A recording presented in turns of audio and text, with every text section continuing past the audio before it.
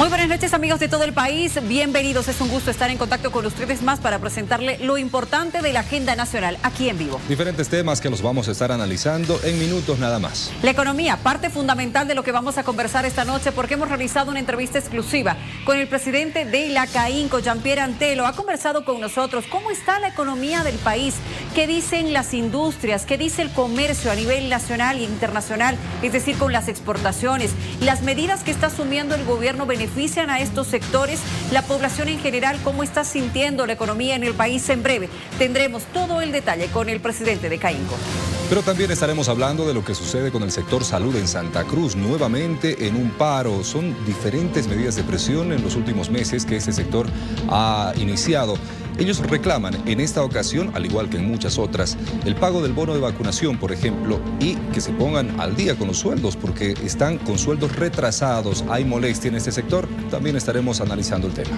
Tenemos una noche cargada de información y para nosotros su participación a través de nuestra comunidad de WhatsApp por este código QR es muy importante. Simplemente lo escanea y de esta forma va a ser parte de nuestra comunidad. Recibe información exclusiva, información de último momento y, claro, la interacción con nosotros.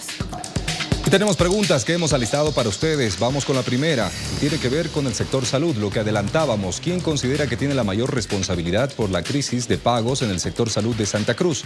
Opción A, la gobernación. Opción B, el gobierno nacional.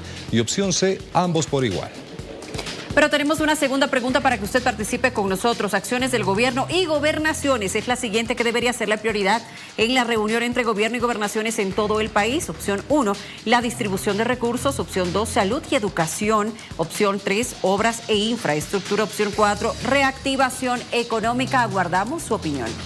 Y la tercera pregunta tiene que ver con la paz. Estamos a poco de los 17 años de la gesta libertaria y la pregunta dice en su mes aniversario, ¿qué le desea la paz? Opción D, más progreso. Opción E, más unidad. Opción F, más seguridad. Y opción G, mejor calidad de vida para todos. Le invitamos a participar en nuestras redes sociales y también lo invitamos a ver lo siguiente, que son nuestros highlights del día, frases y personalidades que han marcado la agenda informativa. Principal es que se tenga esclarecido la hipótesis que estamos manejando. Y la hipótesis es clara. El expresidente Luis Arce dio una instrucción al general Zúñiga, luego lo engañó e hizo una emboscada política a las Fuerzas Armadas. Hacen un llamamiento en redes sociales que van a pagar tanto y los ilusiona ese sueño de ellos es ir a ganar más. Bueno, ahí está, pero están ofreciendo su vida. En las redes internacionales se estaba viendo que no solamente es de Bolivia, sino que de Latinoamérica se estaba captando personas para que vayan, en este caso a Rusia, y en este caso eran puestos a primera línea. ¿Cuál era el problema? Que si no encontraban tu cuerpo, caías en batalla y no pillaban tu cuerpo, no se te pagaba un peso. Es decir, en este caso se está llevando a personas que mueran gratis a territorio internacional. Ese es uno de los temas que conversaremos enseguida con el vocero presidencial. Pero antes, Gerardo. Vamos a hablar de esta entrevista en exclusiva con el representante de la CAINCO. ¿Qué opina sobre la situación económica que está atravesando el país? Diferentes temas, como por ejemplo el dólar. Jean-Pierre Antelo conversa con nosotros, con Miriam Claros, en esta entrevista exclusiva a continuación para ustedes. Estamos en este cara a cara con el presidente de la CAINCO, de la Cámara de Industria, Comercio, Servicios y Turismo de Santa Cruz, Jean-Pierre Antelo, a quien le doy la más cordial bienvenida. Gracias por darnos estos minutos para aquí en vivo con este cara a cara, porque tenemos que hablar de economía, de cómo está el país. ¿Cómo está el país ahora? Bueno, primero, feliz de estar en La Paz, de Qué poder bien. compartir. Ayer compartíamos con 140 empresarios que son afiliados nuestros en La Paz, compartiendo las preocupaciones que hay, preocupaciones generales que existen en el país en lo macroeconómico, pero sin lugar a duda también los 53 días de bloqueo que nos pusieron un freno de mano a toda esa expectativa y optimismo con el que venía construyéndose las ideas de los cambios que necesitaba el país.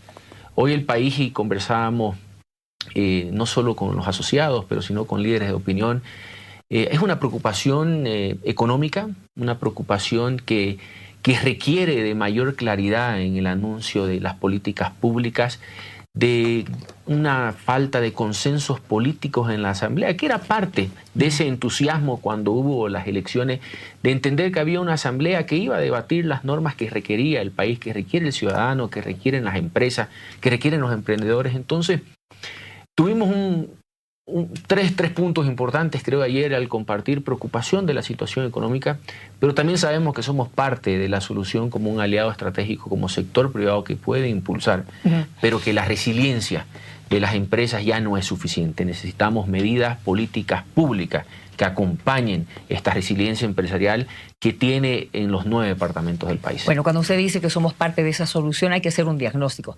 ¿Estamos mejor que el año pasado? ¿Estamos peor? ¿Cuál es el diagnóstico que tenemos de nuestra situación económica?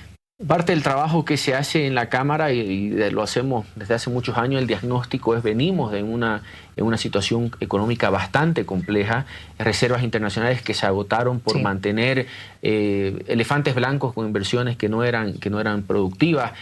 Tenemos una recesión de la economía que viene desde el 2024 y que no ha tenido un cambio hasta el día de hoy, y que estos 53 días de bloqueo lo que hicieron fue profundizar aún más esta contracción del mercado. La gente siente que no alcanza el dinero en su bolsillo, las empresas les falta liquidez, el Estado no tiene cómo afrontar las inversiones que por los últimos años ha hecho, y por supuesto en la conversación también con distintas gobernaciones y alcaldías en el país, también no tienen los recursos para poder atender las necesidades. Entonces la economía, con una contracción que hoy día tiene, con una falta de liquidez que la tenemos todos, requiere de estas medidas macroeconómicas que se puedan aprobar, que den el marco jurídico para poder generar mayor inversión, para poder generar mayores fuentes de empleo. Jean-Pierre, ¿pero estamos peor que el año pasado?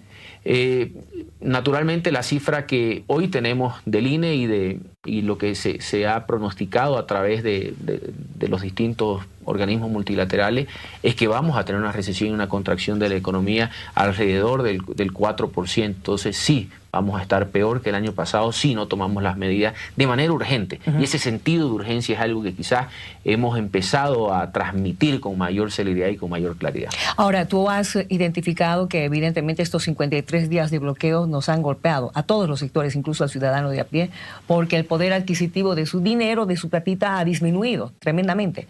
Ya no solamente una tercera parte. Y justamente parte de la conversación que teníamos ayer de venir, de estar cerca de nuestros afiliados, una de las ciudades más golpeadas ha sido La Paz. No se puede volver a producir un bloqueo que dañe la economía, que dañe la salud, la vida de muchas personas. El tener un país que es tan productivo en alimentos que los paseños tengan que comprar un pollo arriba de 100 bolivianos, no lo podemos volver a repetir.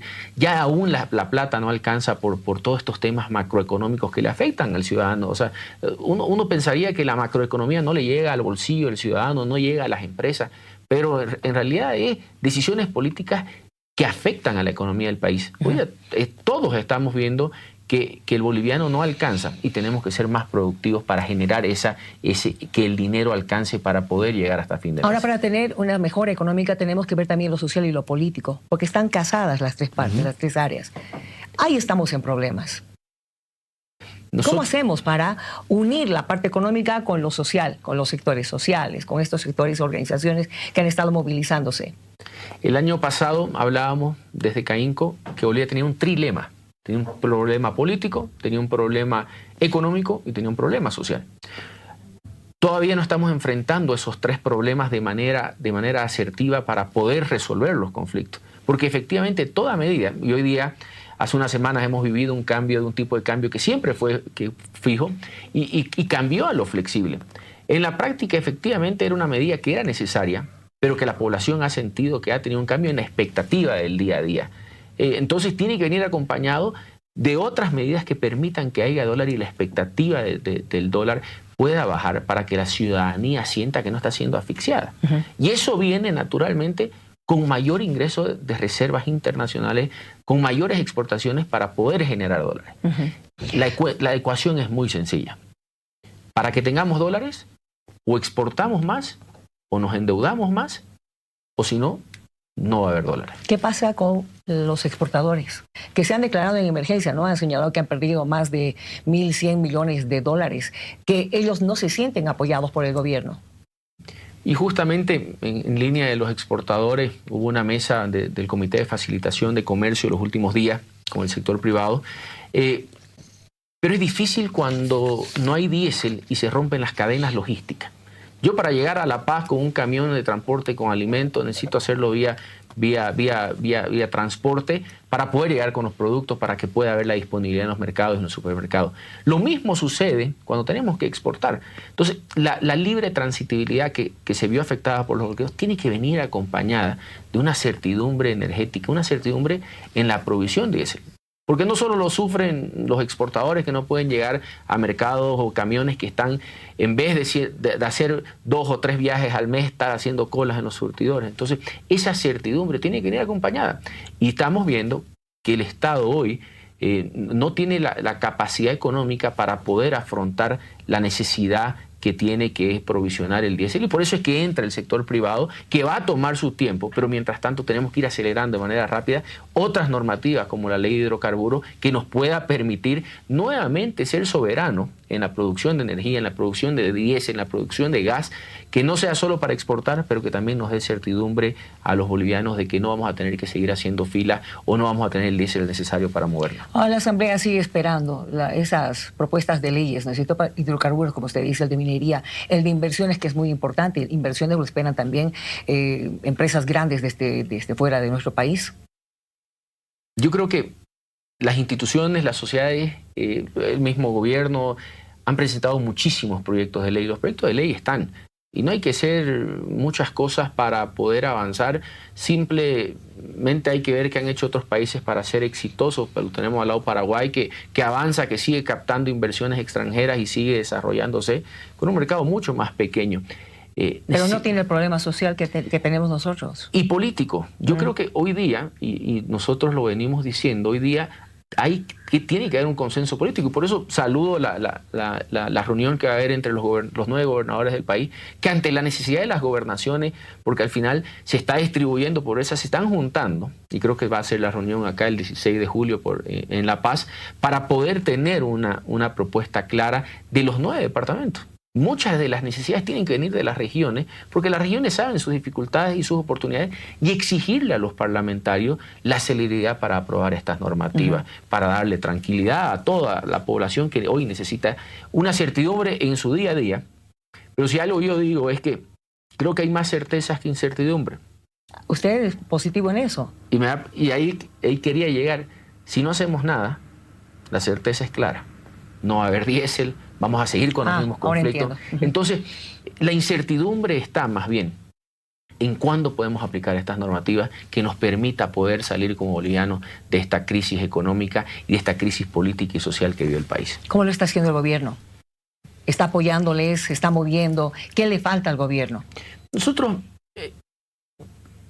hemos tomado una decisión como institución de estar cercano al asociado, de pedir la sociabilización de las normas para poder compartir con nuestros miembros, para que quienes van a ser los actores principales de esas normas, por ejemplo, la ley de hidrocarburos, que son las empresas que están en hidrocarburos, que son las que van a invertir, o las empresas internacionales que pueden llegar, o las empresas de servicios que están instaladas en el país. Entonces necesitamos mayor sociabilización. Hoy día son momentos donde hay que agilizar aún más la discusión con el sector privado.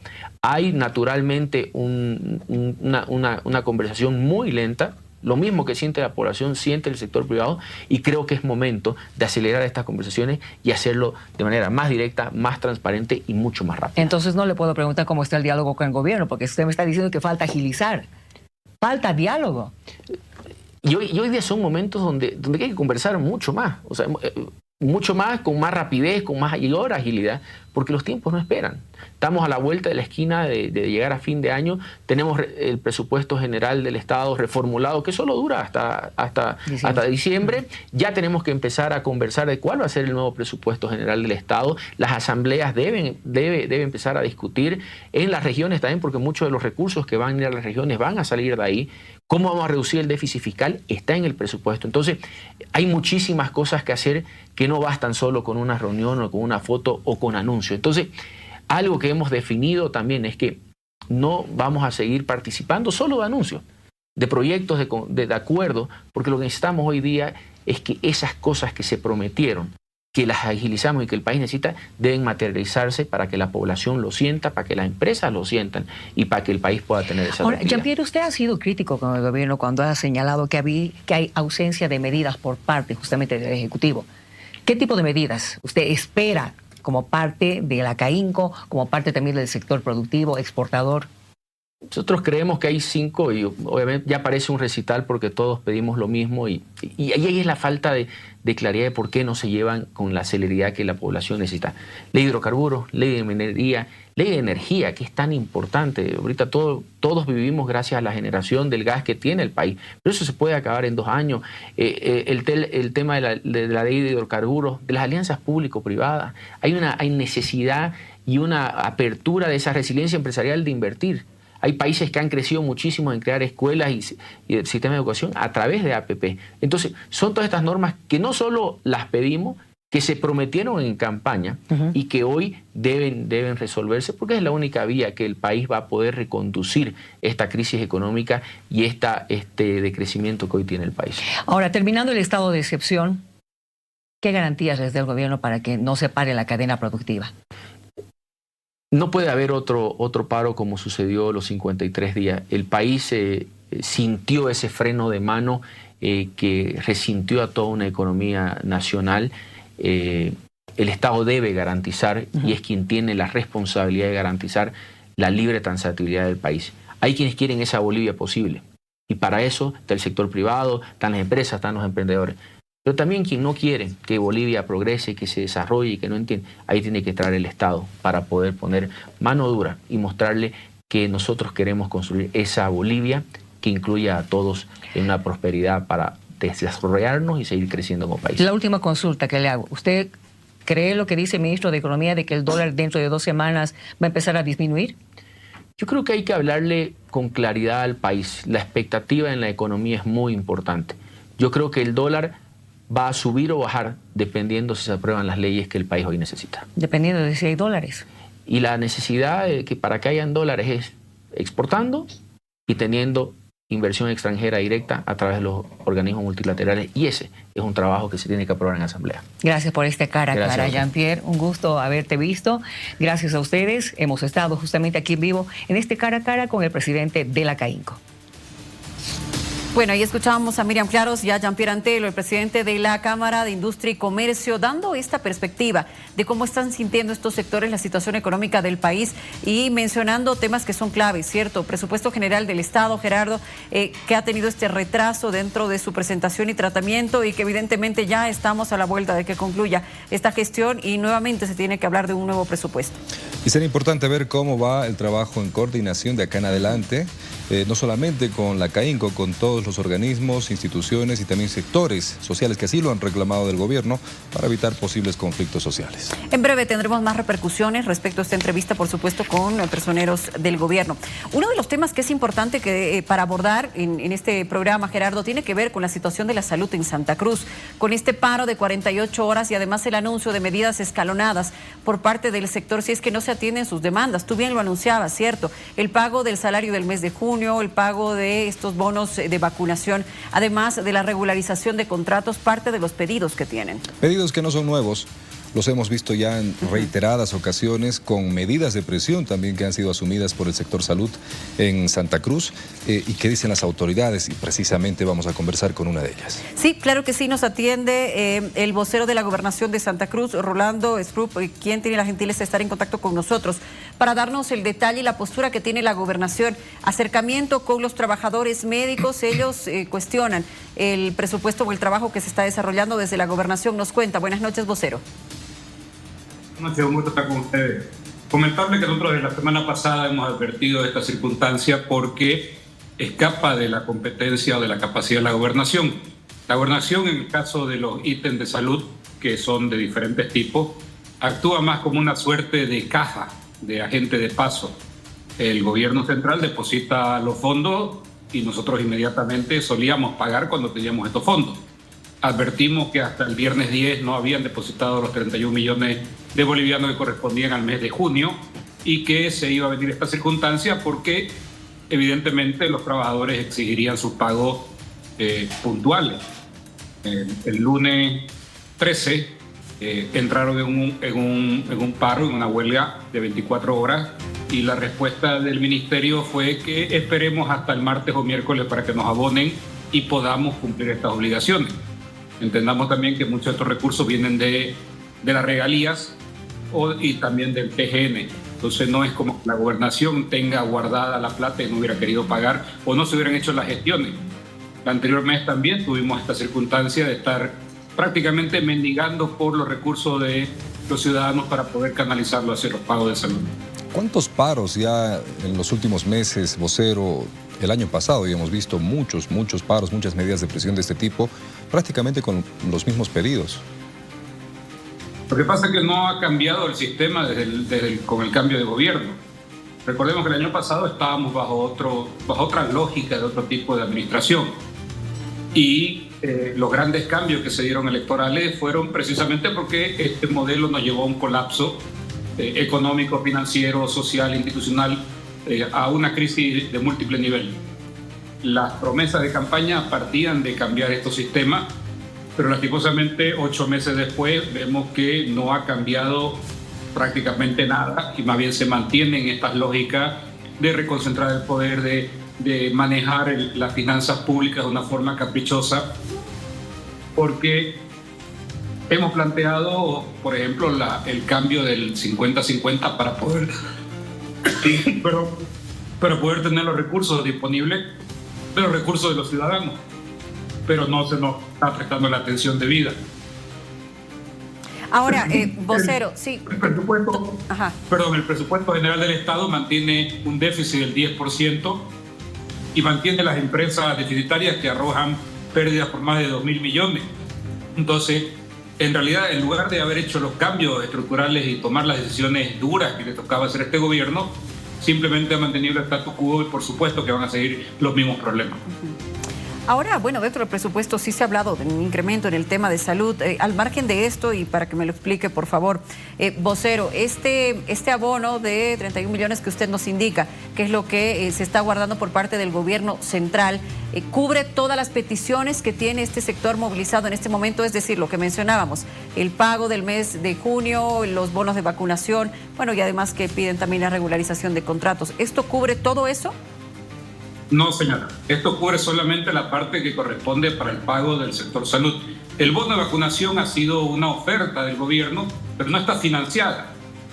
Son alrededor de 25 millones de bolivianos que el gobierno está un compromiso, pero que hasta ahora puede determinar cómo lo va a pagar y recurre usualmente a esta mala maña de pasarnos el problema a nosotros para que busquemos cómo cumplir compromisos y prácticamente incautarnos recursos. Lo vemos permanentemente con el pago del prediario, que no es una competencia departamental, pero sí nos las endosan y nos cautan estos recursos, no los intervienen. O con el pago de cosas como los certificados de bachillerato, que tampoco son una competencia departamental, pero nos hacen que la paguemos.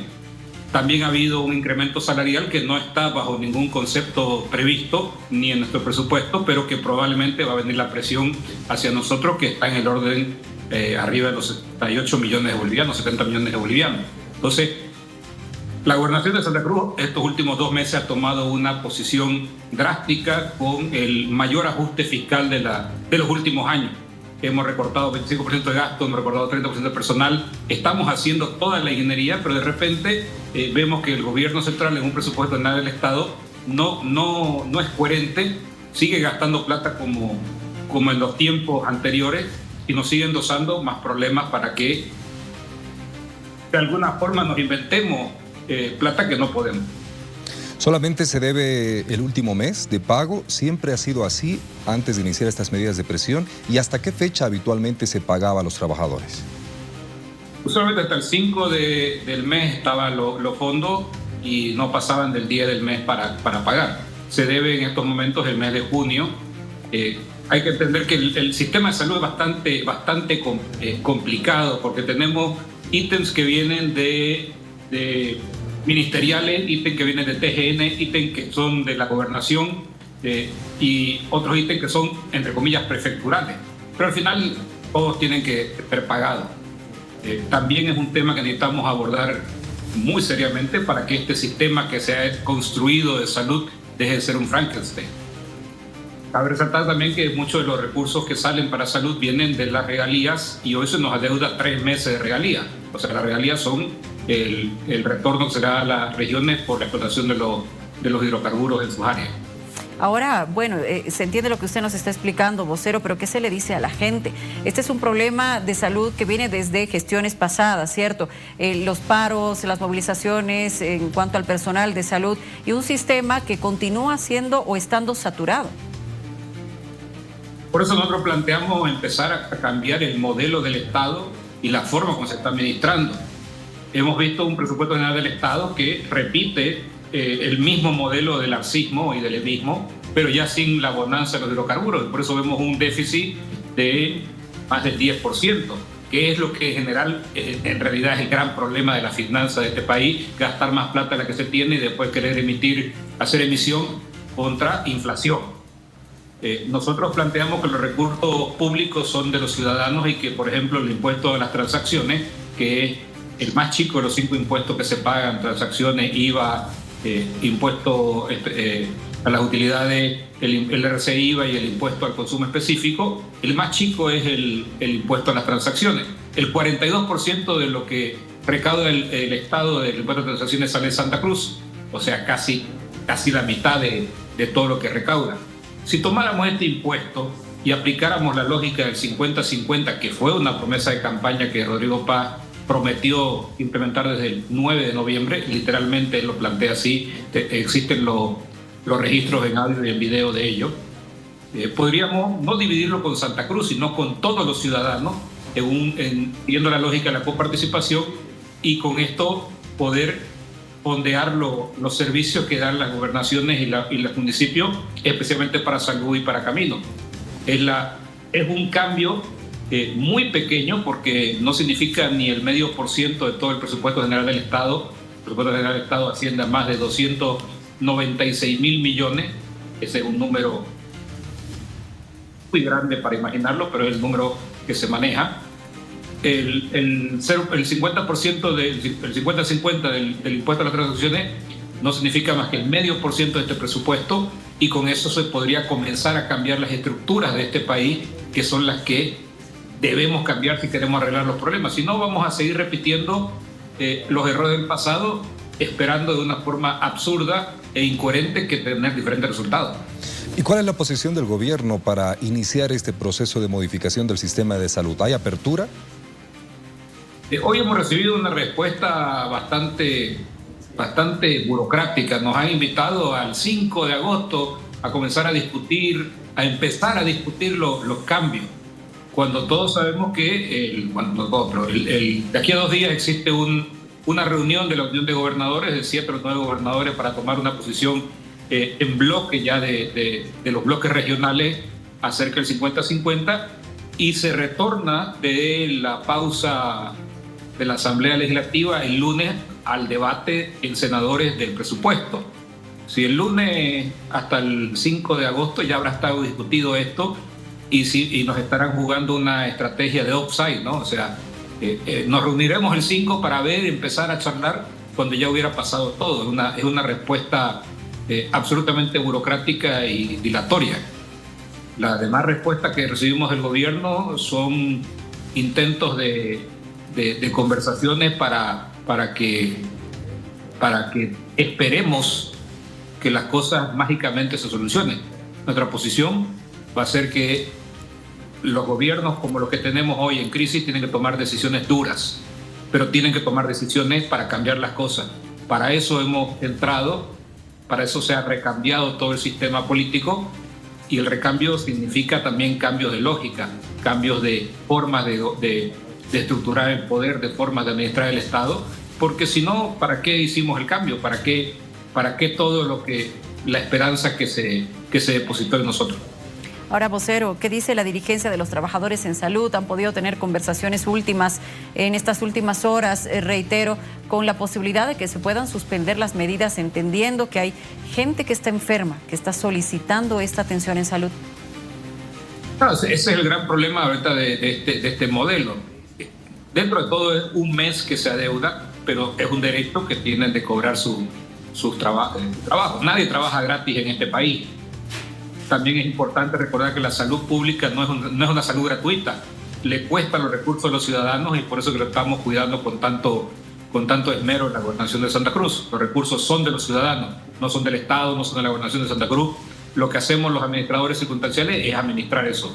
En el sector de salud entienden que se tiene que mantener los canales de emergencia y diálisis abiertos porque no puede exponerse a la población a pérdidas de vida humana, pero eso también agrava el problema porque al no haber la medicina curativa se va agravando los problemas del paciente y se va haciendo una espiral decadente. Pero el problema no está en los trabajadores de salud, no está en la gobernación, está en las malas políticas, de la mala estructuración de un Estado que mantiene estas lógicas coloniales desde hace 200 años de querer administrar todo desde un buró y que las regiones sean postergadas e ignoradas. Bueno, vocero, queremos agradecerle mucho su presencia esta noche aquí en vivo y ojalá, por supuesto, en las próximas horas pueda generarse una solución que se cumpla lo comprometido por parte del gobierno y que lleguen esos recursos. Muchísimas gracias. No, a su servicio, encantado y muy buenas noches. Gracias. Buenas noches.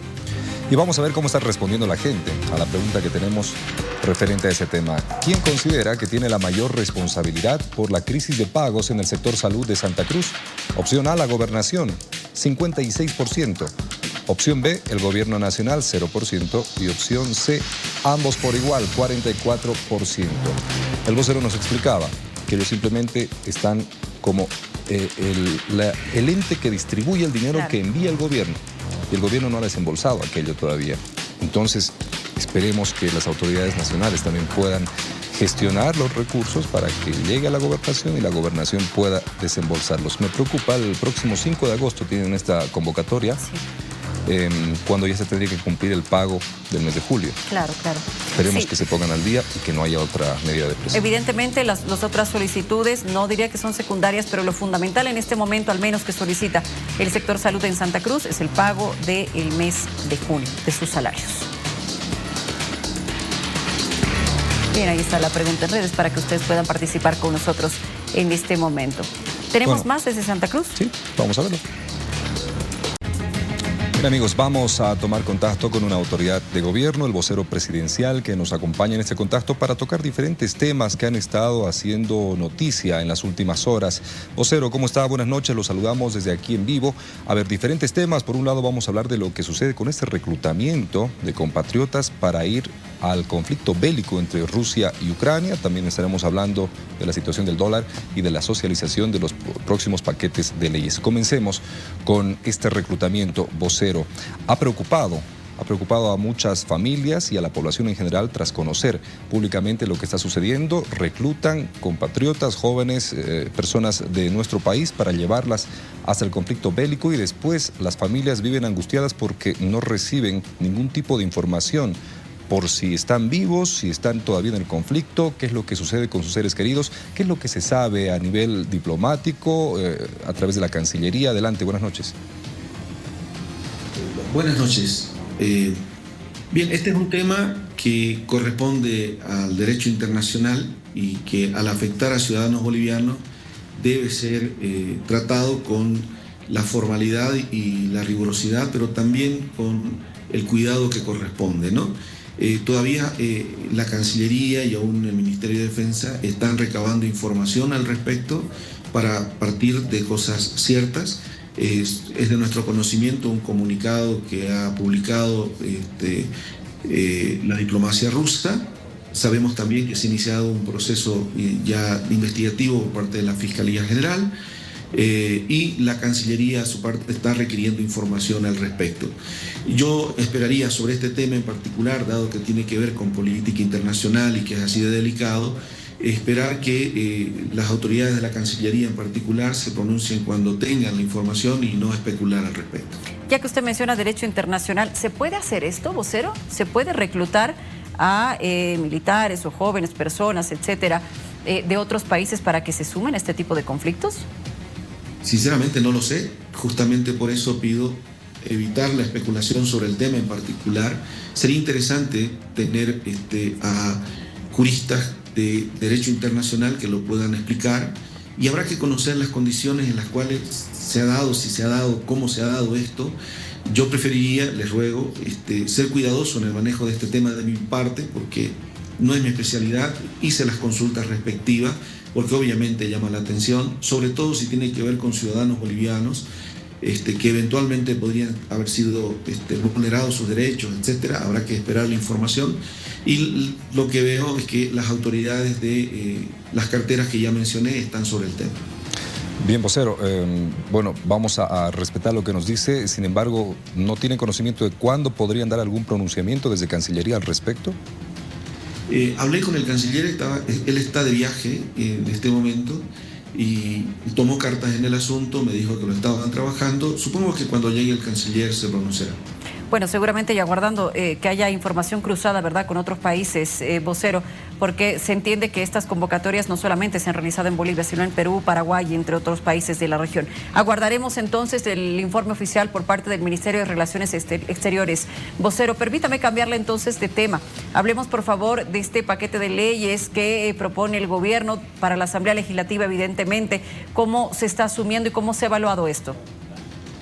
Bueno, lo venimos trabajando desde el principio de la gestión hacia la esencia de la propuesta de la búsqueda de un nuevo horizonte, de reestructurar el país completo, de cambiar la lógica del Estado para que deje de ser un Estado tranca, para que de verdad esté al servicio de los ciudadanos, para que el capitalismo sea para todos, etcétera, los pilares de nuestra propuesta, y se expresan en leyes concretas. Cuando hablamos de un paquete, estamos hablando de un nuevo compendio de leyes que dan una nueva economía jurídica y que plantean un nuevo horizonte, plantean un nuevo orden económico, plantean un abordaje distinto para cada área productiva estratégica del país, porque eso es lo que se expresó en la votación.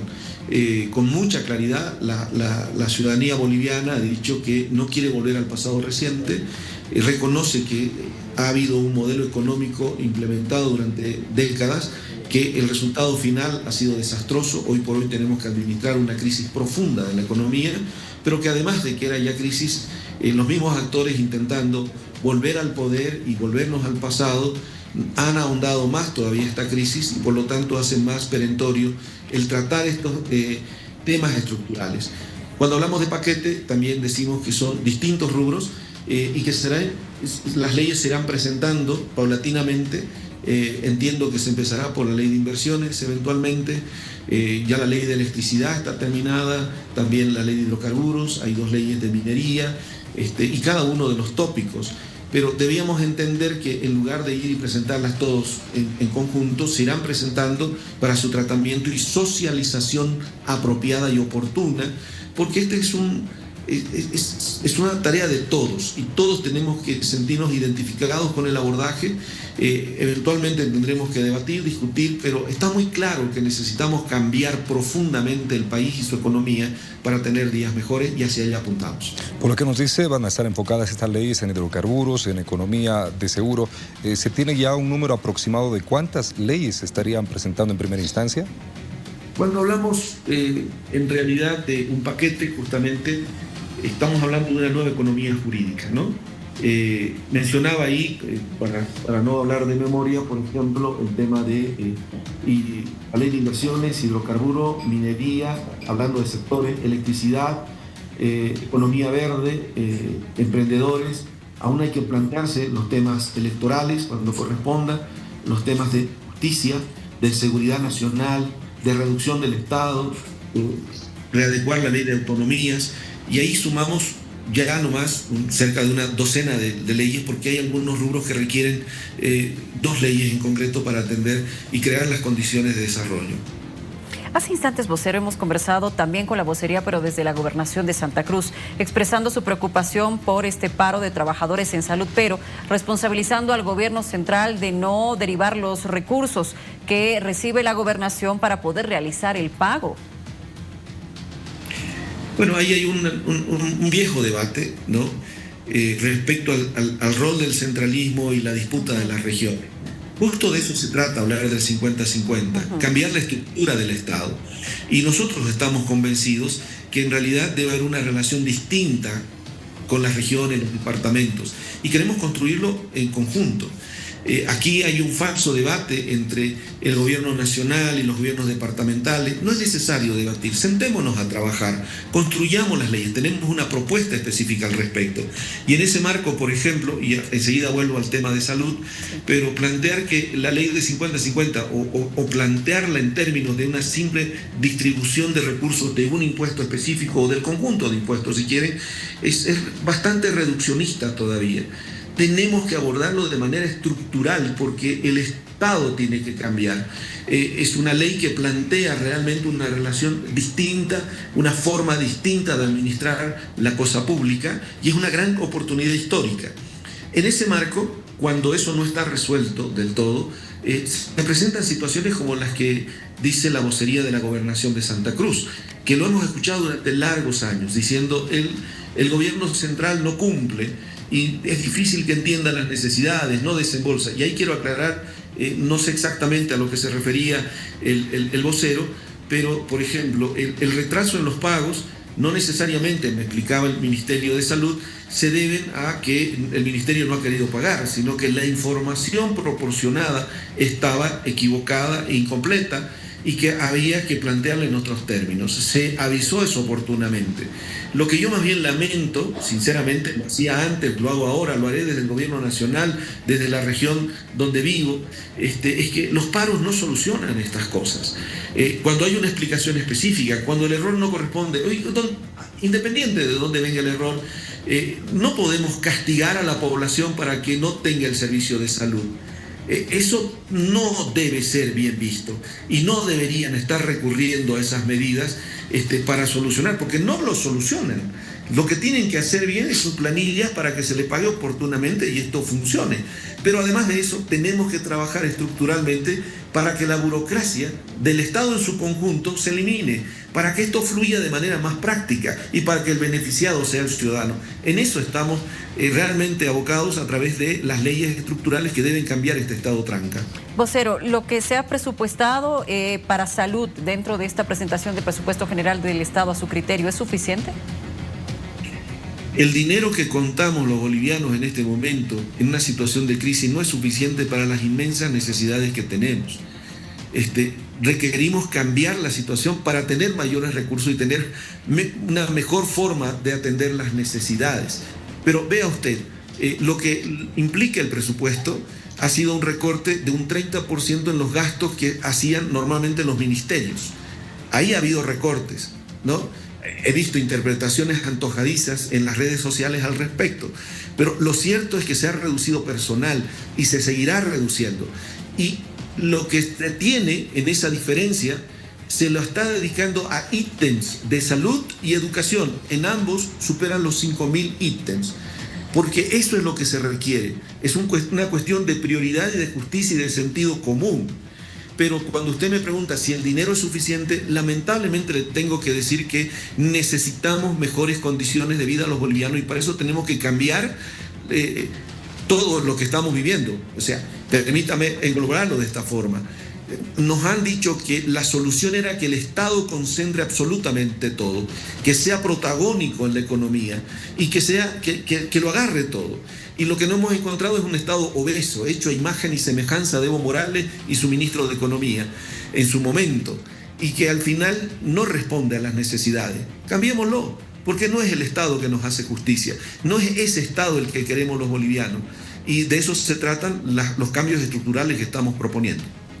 Vocero, este paquete de leyes podría impulsar este proceso de implementación del 50-50, porque sabemos que es un proceso, ya lo han explicado, que podría durar incluso algunos años, pero este paquete de leyes podría ser el detonante para que esto arranque de una vez.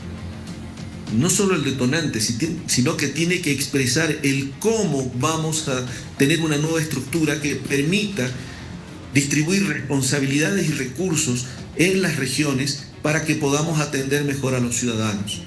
De eso se trata en el fondo. Lo mismo que debiéramos lograr que el capitalismo llegue absolutamente a todos, porque lo que buscamos es capitalismo para todos, oportunidades para todos.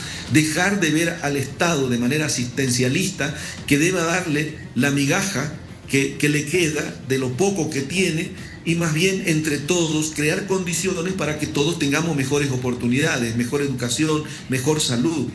Y lo bueno es que está en nuestras manos. Podemos trabajar y no tenemos que disputar entre el gobierno nacional y los gobiernos departamentales o municipales. Sentémonos a trabajar para construir. De eso se trata nuestra propuesta. ¿Cómo se analiza hasta ahora la implementación de la flexibilización del tipo cambiario del dólar? Vocero, entendiendo que ha ido subiendo en todas estas semanas. Es correcto, y en realidad es una flexibilización y un sinceramiento de la economía. Ya el mercado le daba un valor al dólar. ¿Listo? Y recordemos, veníamos de un dólar de 18, cercano a los 20 en algún momento, de manera especulativa, y ya no lo tenemos presente, pero justamente cuando esta gestión de gobierno comienza y empieza a ordenar la economía, lamentablemente interrumpida por estas manifestaciones sociales, al principio por el 5503 y luego de estos 53 días, interrumpieron eso, pero sí se corrigió la economía. El dólar volvió al orden por debajo de los 10. ¿Listo? También se estabilizaron los precios, también se quitó el subsidio de ese momento, etcétera. O sea, se hicieron cambios importantes que de manera preelectoral todo el mundo se preguntaba si alguien se iba a animar a hacerlo y si era posible hacerlo. Es posible. Ahora, la fluctuación era importante porque es un sinceramiento de la economía, porque debe ayudar para que los exportadores, para que los que producen no vivan en incertidumbre, debe darnos certidumbre. Ahora, este cambio, así como está subiendo, eventualmente va a bajar. Por ejemplo, empiezan los tiempos en los cuales vienen las exportaciones, los dólares de la exportación, vienen luego todas las cosas que se están haciendo en la economía. Y no solamente debería estabilizarse, sino que eventualmente tiene que bajar todavía el dólar. Y eso depende de la eficiencia con la cual podamos manejar la economía. Y la economía la maneja no el Estado solamente, sino la maneja el mercado y por lo tanto los ciudadanos, y cuánto invertimos y cuánto producimos. Esas condiciones son las que estamos trabajando en el fondo. Ahora, vocero, entendemos que esta situación con el dólar se arrastra desde la gestión pasada. No es responsabilidad total de lo que está sucediendo con la gestión del presidente Rodrigo Paz. Sin embargo, se han emitido ya algunas acciones y políticas para las exportaciones, para las inversiones, para que entren divisas norteamericanas y no ha funcionado. El poder adquisitivo de las familias ha caído abruptamente. Efectivamente, hemos estado con niveles de 18 bolivianos por dólar en el mercado paralelo. Hemos estado hace algunos días por los 9. Se ha puesto un tipo de cambio oficial flexible que rondaba por ese monto. Ahora estamos arriba de los 10 bolivianos, 10,70 para ser específicos. Y la gente lo único que siente es que del 6,96 que tenía por dólar en el bolsillo, ahora prácticamente tiene casi la mitad de lo que tenía antes. ¿Cómo le explicamos a la gente aquello? Hemos escuchado muchas veces, sí, que va a bajar el dólar, que van a reducir las filas para el combustible, que van a entrar divisas, y nada de eso ha sucedido. ¿Cómo podemos creer ahora en lo que dice el gobierno? No tiene que creer, tiene que ver los resultados de lo que es el performance económico. Y permítame hacer una precisión, le ruego. ¿Listo?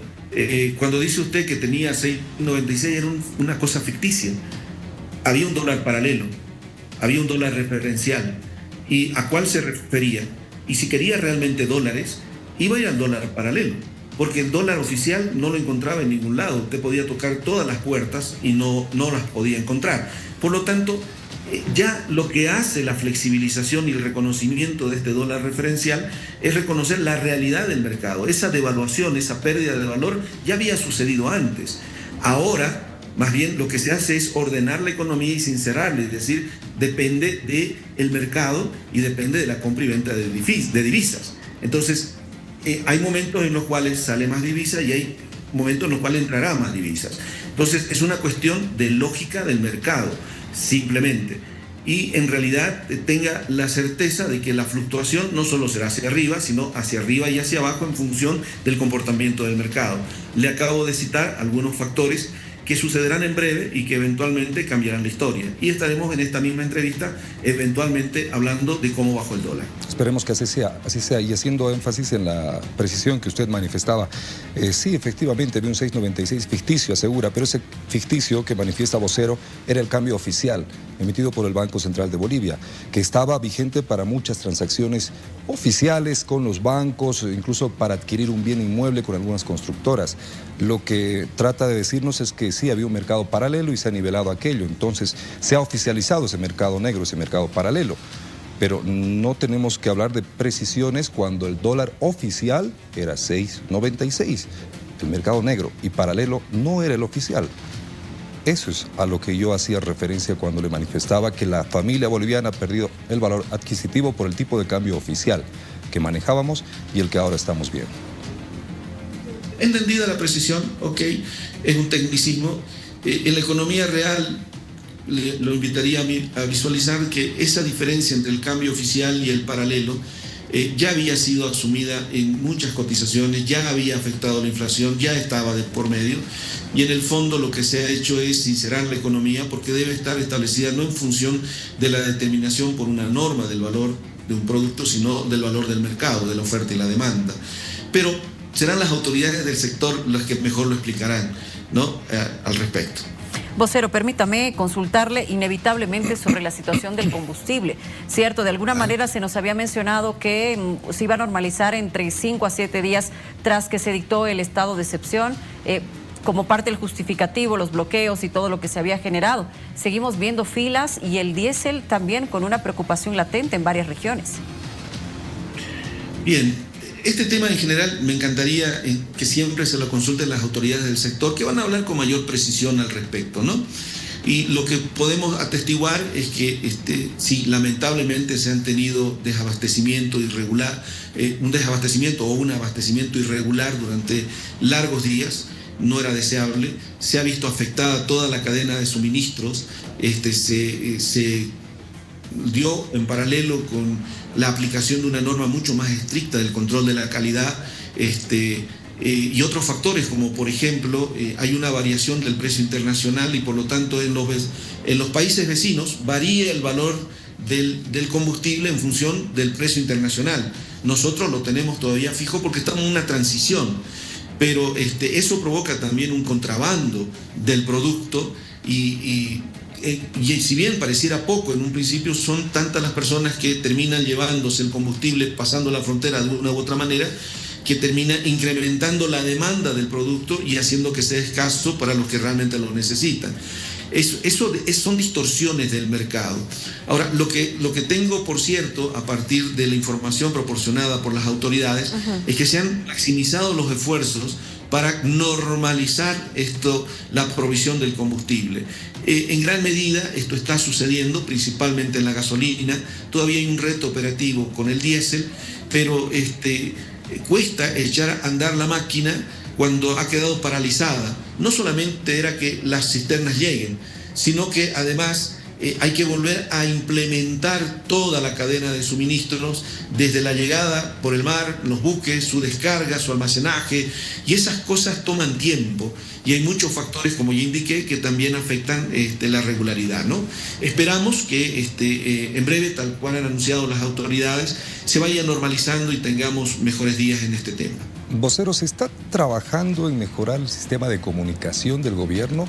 ¿Por qué le digo esto? Porque cuando se hablaba del estado de excepción y la normalización y la desaparición de filas, no se mencionaban estos aspectos que usted nos está aclarando en este momento, que son importantes, que la gente hubiera podido conocer en su momento, porque lo que se escuchó entonces fue que los bloqueos impiden que lleguen los cisternas a las plantas y por eso hay desabastecimiento. Una vez que se determina el estado de excepción, se da incluso 5 o 7 días de plazo para que desaparezcan las filas. Pero estos aspectos no se los menciona y hubiera sido vital que la gente los entienda entonces. Sí, es cierto. Y es que justamente, es más, es probable que yo no sea el más indicado para referirme a un tema técnico. Y suele suceder que, dada la inquietud y dada la premura del tema, muchas veces justamente los periodistas, ejerciendo muy bien su trabajo, le preguntan a todas las autoridades y las autoridades van explicando lo que entienden del problema, porque no son autoridades que están en el área específica y se dan explicaciones que son parciales. Y aquí quiero recordarles, también haciendo un reconocimiento de que puede mejorarse y debe mejorarse más la comunicación. Pero recordarán cuando surgió el problema de la gasolina desestabilizada, surgía una y otra explicación y parecía que estaban inventándose las explicaciones. Lo cierto es que todos esos elementos son parte del problema, pero ninguno de ellos explica en su cabalidad y totalidad este tema, ¿no? Por lo tanto, sí hay que ordenar la comunicación y cada autoridad y técnico tendrá que hablar de su tema con mayor propiedad. Yo trato de aportar porque, bueno, me toca responder a las inquietudes que ustedes me han planteado tan diversas, pero tengo que reconocer que no es mi especialidad ni no puedo conocer todos los temas a la vez, ¿no? Claro. Pero tiene toda la razón. Y vuelvo al tema de la comunicación. Es algo en lo que estamos trabajando, en lo que queremos aportar de la vocería.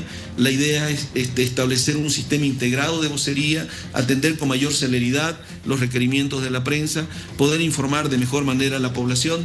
Eso va a ayudar a entender todos los problemas y que estamos solucionando. Claro. Seguro que sí, vocero, y muchísimas gracias por su apertura, por responder, como usted bien lo ha mencionado, aprovechando su presencia, pues temas varios que teníamos para consultarle. Muchísimas gracias por haber conversado con nosotros. Al revés, muchas gracias por la entrevista. Siempre bienvenido. Muchas gracias, vocero, por haber conversado con nosotros esta noche aquí en vivo. 23 horas en punto, 11 de la noche, tenemos más. Bien, amigos, les voy a mostrar cómo pueden ingresar a nuestra página del Facebook. Es muy fácil, van a encontrar esto poniendo aquí en vivo en el Facebook, encuentran esta página. Estamos en horario de programa, así que tienen el círculo rojo en el loguito que le va a mostrar todo lo que sucede en vivo y en directo en su dispositivo móvil. Ingresa a la transmisión en vivo y va a poder participar con la respuesta a las preguntas que le presentamos al inicio del programa. Usted pone con el inciso o con la letra la respuesta que vea conveniente. Si hay alguna entrevista que no la termino de ver o alguna otra que quiere revisar nuevamente, la va a encontrar también en todo el contenido que tenemos en nuestra página. Es muy sencillo. Si no nos sigue, toca el botoncito seguir y tiene toda la actualidad todos los días. Además, voy a aprovechar para hablar de economía. La cotización del dólar flexible en nuestro país para hoy y para mañana. Hoy, hasta medianoche, 10 bolivianos con 50 centavos la cotización del dólar. Mañana sube el dólar 20 centavos, 10 bolivianos con 70 se cotiza para este miércoles. Una cotización que se va actualizando de manera oficial en la plataforma, en la página oficial del Banco Central de Bolivia. Ya lo saben. Bueno, gracias. 23 horas con 1 minuto. Enseguida vamos a estar conversando con el sector de transporte pesado, ¿verdad? La dirigencia nacional que se ha contactado con nosotros para hablarnos de estas medidas que la dirigencia de Cochabamba ayer justamente nos mencionaba, la posibilidad de romper de un estado de excepción. Bueno, en breve estaremos conversando con ellos, su preocupación por las pérdidas económicas del sector y evidentemente también el tema combustible. Quédese con nosotros, tenemos mucho más aquí en vivo.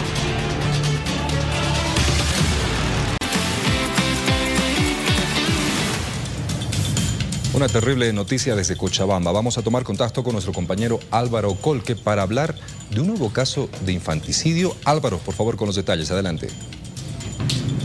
Gracias, buenas noches. Infanticidio en la ciudad de Cochabamba.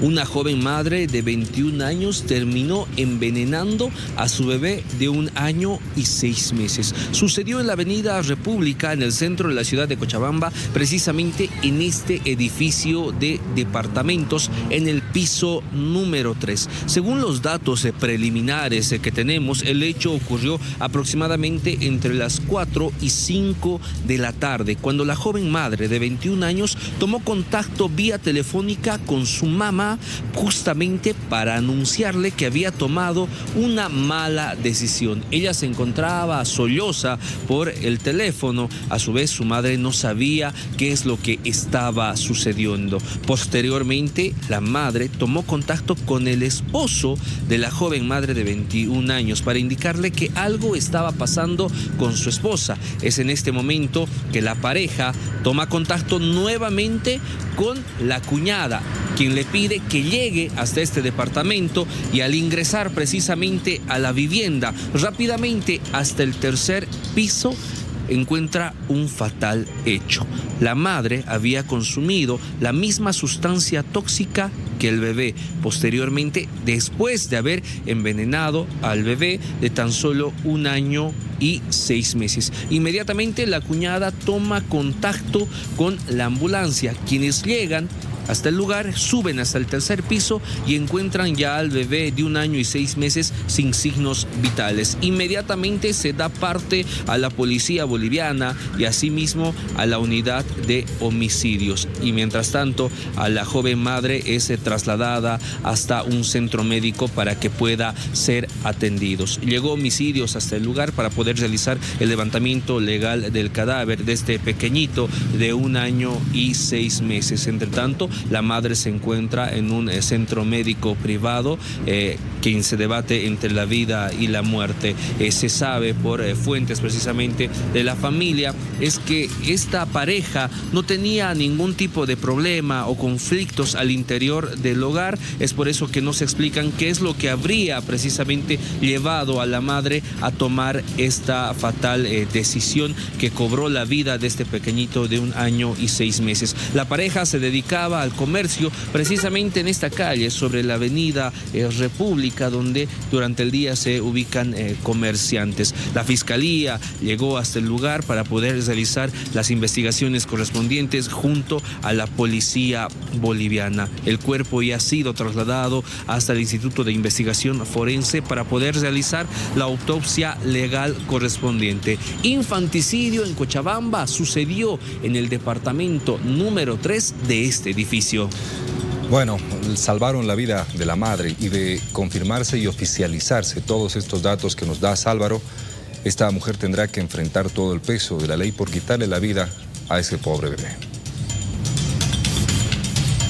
23:08, vuelco de página, pero seguimos con Bolivia en vivo para mostrarle otros matices y regiones que están intentando reactivar el tema económico con el turismo. Sucre, que es especialista en esto. ¿Cómo estarán las actividades por vacaciones y en el turismo? Miriam, nos cuentas, buenas noches. ¿Qué tal? Muy buenas noches. Bueno, en Sucre se ha lanzado una campaña de invierno promocionando a esta ciudad como un destino turístico. ¿Cuál es la evaluación que se hace del mismo sobre la afluencia de los turistas en nuestra ciudad? Estamos junto al director departamental de turismo. Adelante. Muy buenas noches para todos los que nos ven a través de Bolivisión. Y justamente hace días atrás se hizo el lanzamiento de esta campaña que se llamaba Vacación Inolvidable en Sucre y Chuquisaca. La idea era justamente poder llamar a todo aquel visitante que quiera estar en la ciudad de Sucre y el departamento de Chuquisaca durante este invierno para poder visitar a través de no solamente nuestro patrimonio arquitectónico, gastronómico que tenemos, sino también actividades culturales y turísticas que se han trabajado. Hemos podido ser partícipes de que todo lo que ha significado la campaña que estamos realizando se ha traducido en visitantes que hoy podemos ver en nuestros museos, plazas, restaurantes. Entonces, esa reactivación económica que buscamos a través del turismo está teniendo sus frutos y una vez concluida la campaña, la siguiente semana haremos un balance general. ¿De dónde llega la mayoría de estos turistas? Bueno, principalmente son turistas nacionales, ¿sí? Familias, parejas, viajeros solos también, principalmente del departamento de Santa Cruz, que en datos preliminares podemos decir que es al menos un 40% de todos los visitantes que hemos recibido, ¿no? La Paz, Cochabamba, Potosí, entre otros, son también destinos emisores quienes están fortaleciendo el turismo hacia la ciudad de Sucre. Y bueno, estamos seguros de que en estos días que quedan todavía de la campaña de invierno vamos a poder lograr los objetivos planteados junto a los empresarios privados, el gobierno municipal y el viceministerio, quienes en esta oportunidad fueron aliados estratégicos para que esto suceda. Muy bien, muchas gracias. La información desde la capital. Retornamos. Pero como no, claro que sí, tomar a Sucre como un destino turístico precioso y espectacular, al igual que otras regiones del país, porque vaya que Bolivia tiene muchísimo potencial en el turismo. Ojalá se pueda reactivar. Gracias, Miriam. Estoy conversando con mis amigos del Sucumbé y otras delicias que han llegado acá. Estamos a poco de festejar un aniversario más de La Paz. Bienvenidos a los 3 invitados. Estamos hablando de Andina Café. Nos acompaña Aide, es la barista, además Liz Carita, de atención al cliente, y Luis Laura, también de atención al cliente. Comencemos contigo, Liz. Bienvenida, buenas noches. ¿Qué nos han traído? Bueno, en esta oportunidad, buenas noches. Lo que nosotros venimos a ofrecer aquí es, vamos a preparar sucumbé, también explicarles sobre uno de los platos que más consumimos, ¿no? ¿Qué platito? Esta es tripita con papa. También tenemos el otro plato que se llama, aquí nos explica la experta. A ver, adelante, Aide. Buenas noches, muchas gracias por la cobertura. Mi nombre es Aide, como ya dijeron. Tenemos acá lo que es la tripita. Ven, Luciana. Sí, ven. tripita, ahí voy. Sí, tripita. La tripita tradicional, callejera, ¿no? La estamos presentando en Andina Café. Acá tenemos papita y milla y también la papa semilla, ¿no? Tenemos también lo que es la tripita. Es un proceso largo, ¿no? Lo que se hace con las tripitas. Luego salteamos nuestra tripita con la carne de res. Acompañamos con un poquito de lechuga morada y cebollita. Acá tenemos el segundo plato, que es igual algo típico de La Paz, que es la chorrellana y milla, la llamamos así. Que viene con... ¿verdad? Sí, así es. Chorrellana y milla. Sí. Viene acompañado de la misma manera con papa y milla y semilla. Y tiene acompañado con una chorrellana, así picantita, con un locoto, cebolla, que todo viene, ¿no? Un corte juliano. Estos platitos que tenemos es los piqueos. Puede salir en media mañana o por la tarde también. Y lo fuerte, el sucumbé. Claro, hoy quiero presentar también lo que son las bebidas. Para esta fecha especial hemos hecho 3 versiones de la tradicional sucumbé. Entonces, si me da también permiso, ¿no? Por favor, puedes hacer todo lo que quieras mientras yo quiero probar una tripita. Adelante. Claro. Yo voy a conversar con Luis. A ver, Luis, primero, ¿dónde está el bar, el restaurante? ¿En qué momento podemos encontrar ese tipo de platos? Porque escuché a Aide decir que también puede ser en la mañana. O sea, ¿podemos encontrar en la mañana y en la tarde? Muy buenas noches. Claro, podemos encontrar nuestros piqueos. No solamente tenemos estos 2 piqueos, también tenemos lo que son las tipas. También estamos en lo que es el lomo, el charquecito. También lo que es los pastelitos de limón de distintos sabores, de frutilla, maracuyá, chocolate, brownie. Nos encontramos ubicados en la calle 2, entre la avenida Héroes del kilómetro 7, al frente, justo al frente del Banco Mercantil Santa Cruz. Sí, calle 2 ¿de qué? Calle 2 de la Ciudad del Alto. En la Ciudad del Alto. En la Ciudad del Alto. ¿Sabes cómo están esas tripitas grandes? Delis. Bueno, tenemos mucha variedad. ¿Y qué horario, Liz? A partir de las 8 de la mañana. Hasta las 10 de la noche. De corrido, desde las 8 de la mañana. Sí, tenemos... Cualquier rato. ¿Y en cualquier horario encontramos todo esto? Sí, también tenemos muchos pasteles, como les había dicho. Tenemos variedad de bebidas, cócteles, cafés de todo tipo, jugos de todas las frutas que haya, ya sea con agua, con leche. También tenemos lo que son los lomitos, chuletas, que... o sea, es un emprendimiento realmente completo, Gerardo. Completísimo. Sí, los felicito. Y yo estoy intrigado. Las 3 variedades de sucumbé. Yo conocía una nomás. Pero bueno, Aide, explícanos en qué consiste cada una de ellas. Ay, mira su presentación. Claro que sí. Tenemos 3 variedades, ¿no? Por decirlo así. Una, la sucumbé tradicional, que tiene cingane y leche, ¿no? Y la otra...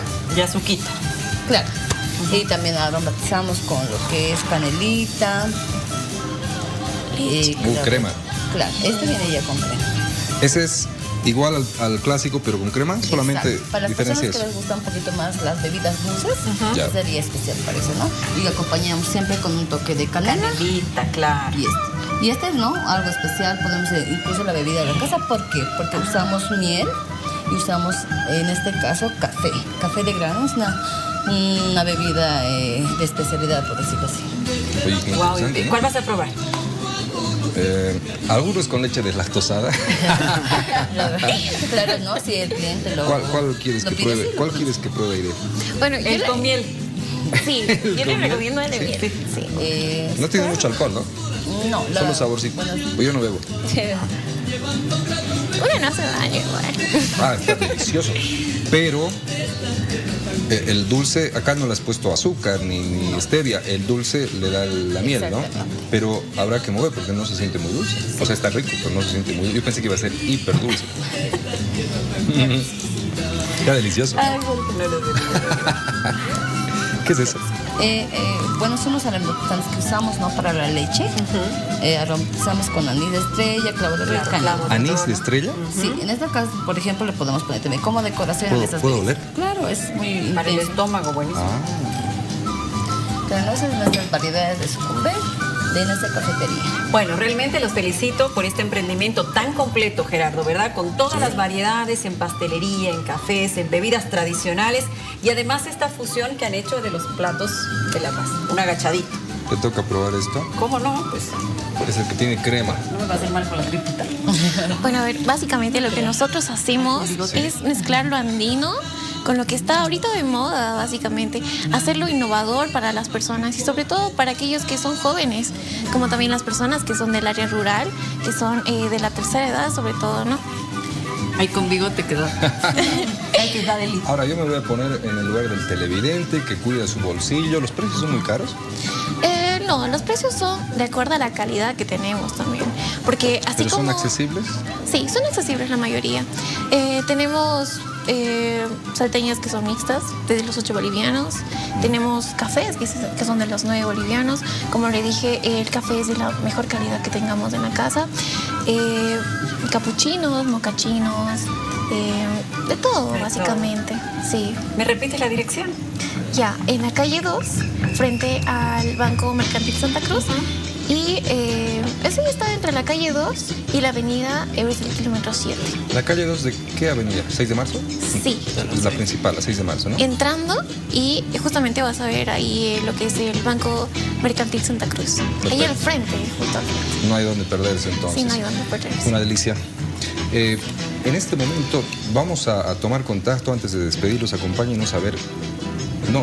Vamos a ver imágenes de cómo vamos a ver está el imágenes de desfile, cómo está el ¿verdad? desfile. ¿De hoy? Adelante, por Sí. favor.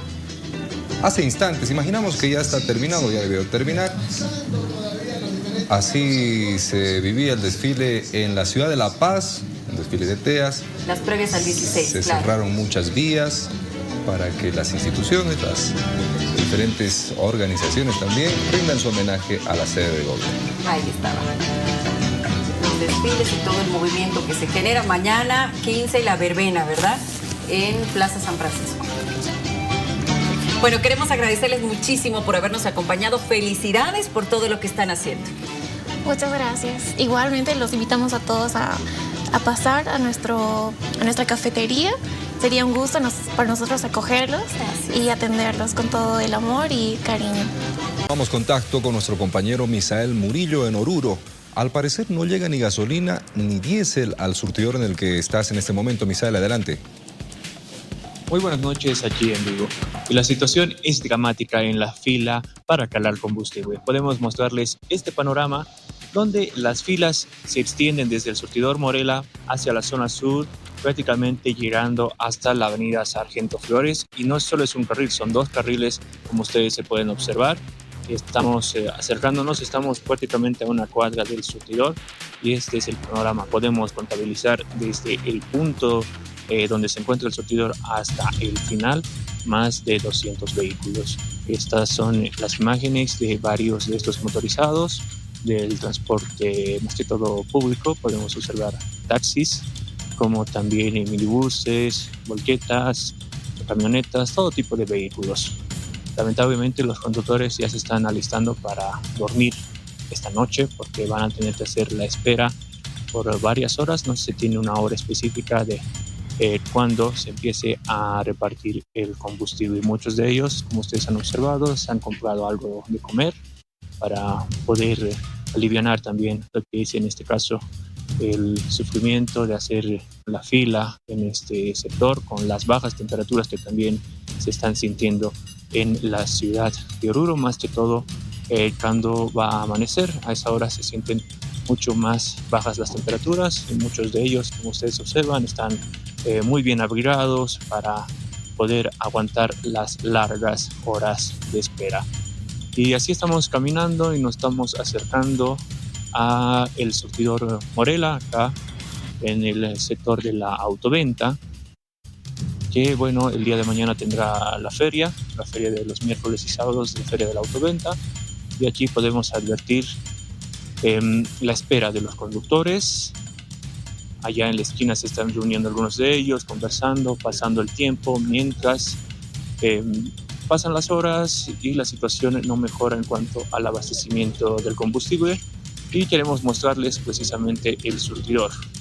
El surtidor que no está atendiendo porque no están distribuyendo la gasolina y el diésel. Lo único que se distribuye a esta hora es el GNV. Entonces, les dejamos con estas imágenes. No hay gasolina, no hay diésel a esta hora de la noche. Volvemos con ustedes, compañeros.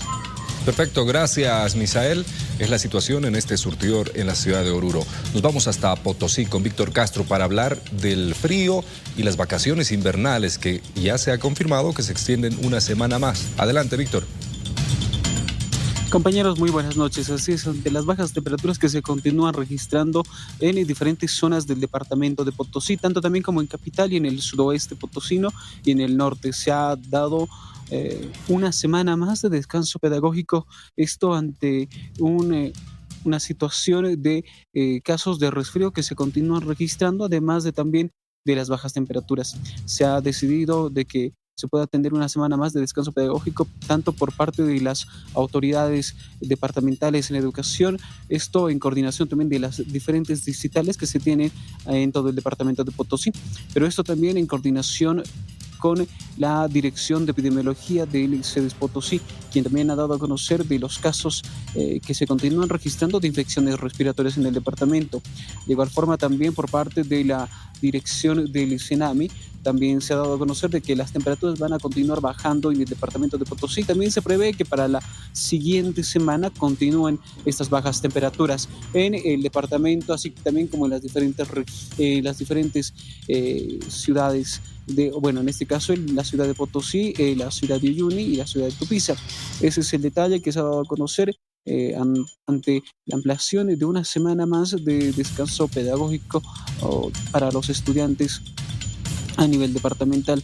Ese ha sido uno de los puntos importantes que se ha dado a conocer hoy al mediodía, ratificando de que se tenga una semana más de descanso pedagógico para todos los estudiantes a nivel departamental en Potosí.